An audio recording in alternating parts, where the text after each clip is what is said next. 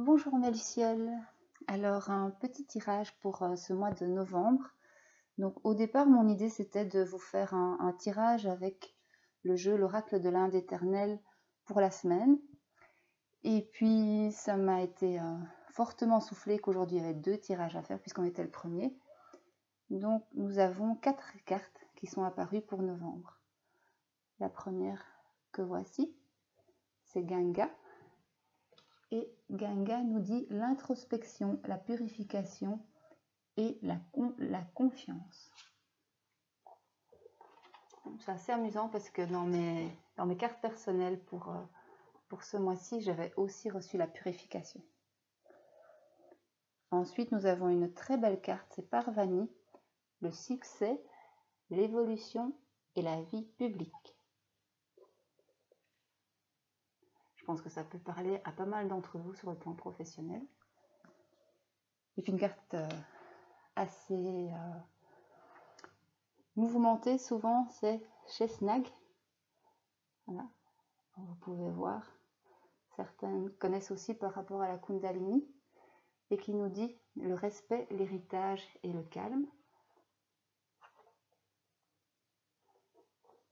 Hop, on va retenir Chesnag. Et la dernière est une très belle carte, c'est Surya avec le divin, l'illumination et le bonheur. Là, je la laisse un peu plus. C'est une carte qui va très très bien au niveau des couleurs aussi pour ce mois de novembre. Alors, au niveau des interprétations, ce sont des cartes qui systématiquement ont 2 faces. Donc on a pour chacune un côté ombre et un côté lumière. Et donc, je vais vous partager le côté qui vibre pour cette fois-ci. Alors, pour la carte de Ganga, on est vraiment pleinement dans les énergies de l'automne, puisque là, dans le côté lumière, c'est une carte qui nous informe que le travail sur soi et le travail de purification va porter ses fruits. On nous invite aussi à continuer de pratiquer très régulièrement les mantras et la méditation, ce qui nous permet d'accéder à un meilleur équilibre intérieur. Pour le côté ombre, on revient sur des notions d'introspection, de purification. Pour ceux qui sont en vacances actuellement, la carte parle aussi de se mettre au vert et de prendre quelques moments de ressourcement et de faire éventuellement des petites détox. Alors, au niveau de Parvani, je vais montrer comment ça se présente. Ce sera peut-être plus clair pour les personnes qui ne connaissent pas le jeu. C'est un jeu qui n'est pas hyper courant. Je vais vous montrer Ganga. Hop. Voilà, donc systématiquement, on a 2 pages avec les côtés ombre et les côtés lumière. Et Ganga, c'est une carte qui prend aussi pleinement son sens pour plusieurs personnes aujourd'hui, parce que c'est la déesse de l'élément eau. Et donc, le message de Ganga, elle nous dit qu'elle vient à nous, car il est temps de purifier notre corps et notre esprit. Qu'elle va nous libérer du karma négatif qui nous freine dans la réalisation de notre moi profond, et nous invite à nous laver dans les eaux célestes, dans ces eaux célestes, afin de nous purifier.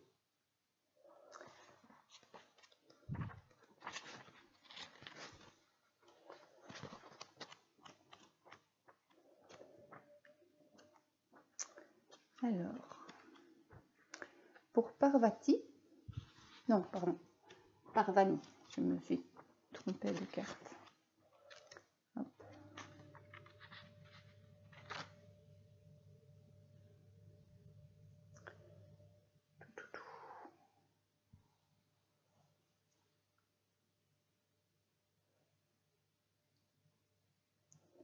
Bon, elle se cache.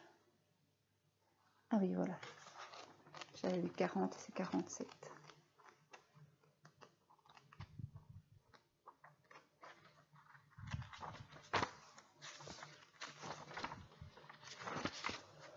Alors Parvani, là on est, je vais vous montrer, on est dans les vannes. Voilà, on a toute une série de cartes qui concernent les véhicules des divinités. Et donc, par Vanille nous amène le succès, l'évolution et la vie publique. Elle nous prédit une mise en lumière, d'être davantage sous le feu des projecteurs ici durant le mois de novembre. Donc pour pas mal de personnes, je le disais, moi j'ai la carte à vibrer au niveau professionnel. Il y a vraiment un pas en avant. Il y a beaucoup de choses qui ont été travaillées durant l'été et qui ont parfois mis du temps à germer, mis du temps à s'établir. Il y a beaucoup de personnes qui sont en transition professionnelle ou qui viennent de commencer un nouveau travail. Et donc ici maintenant, c'est vraiment la question de prendre sa place par rapport à tout ça. Alors Parvani nous parle aussi d'une évolution au niveau spirituel et au niveau de la lumière intérieure.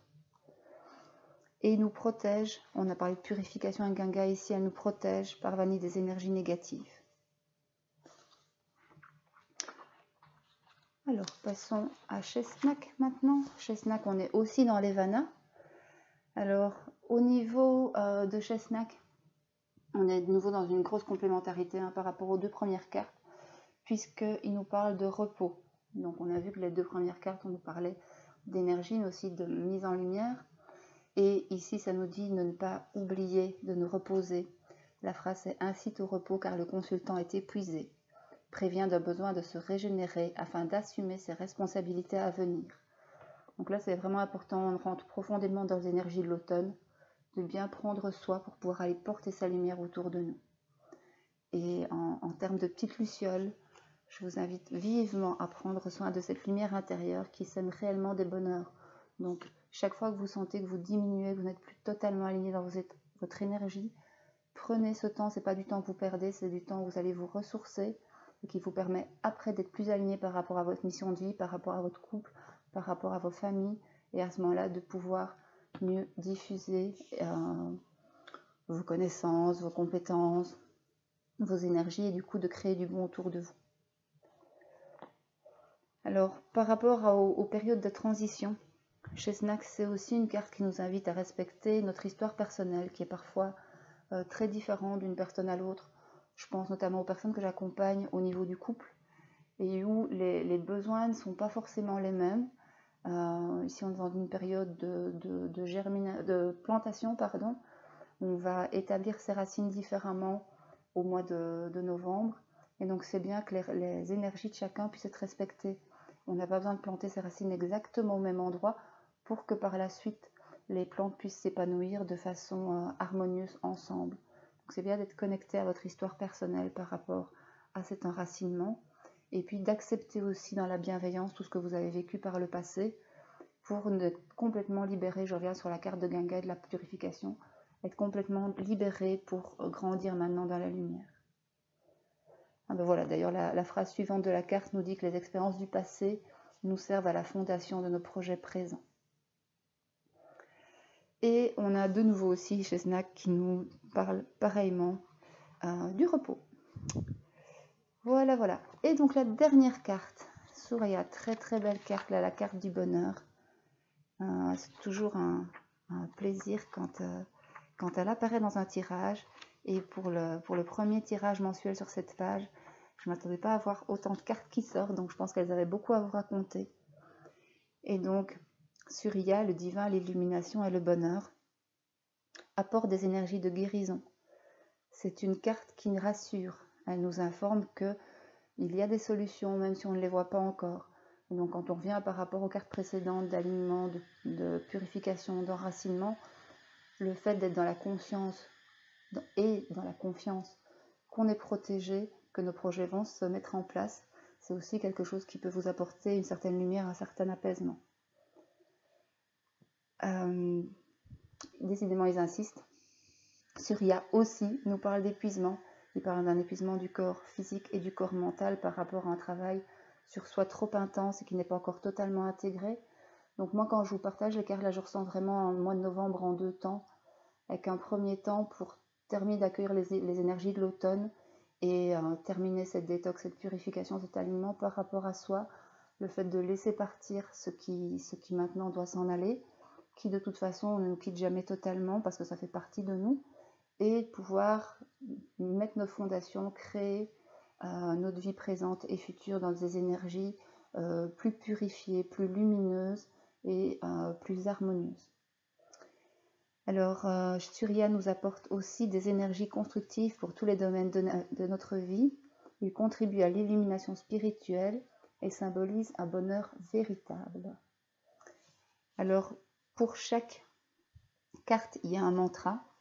Et là, il ne faut pas toujours lire la totalité des mantras.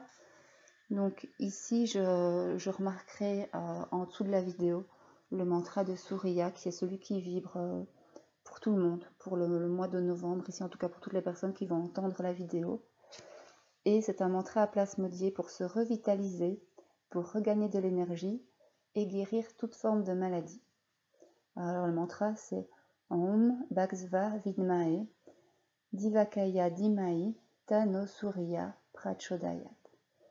Aum Bhaskaraya Vidmae Divakaraya Dhimai Tano Surya Prachodayat. Aum Bhaskaraya Vidmae Divakaraya Dhimai Tano Surya Prachodayat. Généralement, les mantras, vous pouvez les réciter le nombre de fois qui est harmonieux par rapport à vous. On conseille généralement de le dire au minimum 3 fois, mais vous pouvez le dire beaucoup plus personnellement. Quand je les dis, je dis les premiers en lisant le texte, parce que ce sont des mantras qui parfois se ressemblent assez fort dans les noms. Donc les 2-3 premières fois, je le lis, et ensuite je le médite de plus en plus lentement avec les yeux fermés jusqu'au moment où je sens que la vibration est alignée à l'intérieur. Voilà. J'espère que ce tirage vous aura parlé, qu'il va vous apporter beaucoup de bon pendant ce mois de novembre. Et je reviens vers vous avec le deuxième petit tirage qui était la carte pour les énergies de cette semaine. À bientôt!